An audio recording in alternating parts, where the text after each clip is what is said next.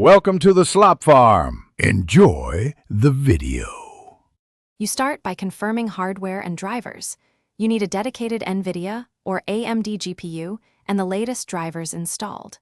Once confirmed, open the GPU control panel. For NVIDIA use, the NVIDIA control panel. For AMD use, Radeon settings. Add the Fortnite executable to the program list and explicitly assign the high-performance GPU for both global and program settings. This ensures Fortnite launches on the dedicated chip instead of integrated graphics. Make sure to save or apply each change before moving on. Don't skip that step. Once done, adjust Fortnite and operating system settings to favor the discrete GPU.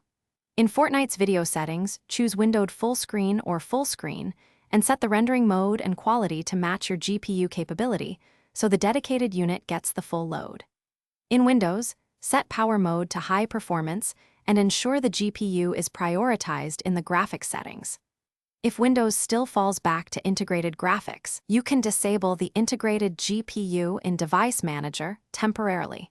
Just remember to re-enable it if you need power-saving modes later.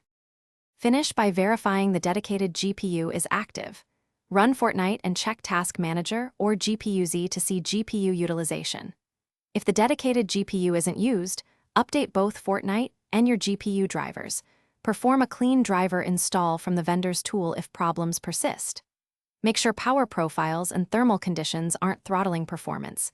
Clean fans, use a cooling pad, and avoid battery saver modes. If you still see issues, one key troubleshooting tip: revert temporary integrated GPU disablement and test again, because driver conflict.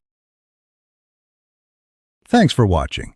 Consider subscribing if we helped you today.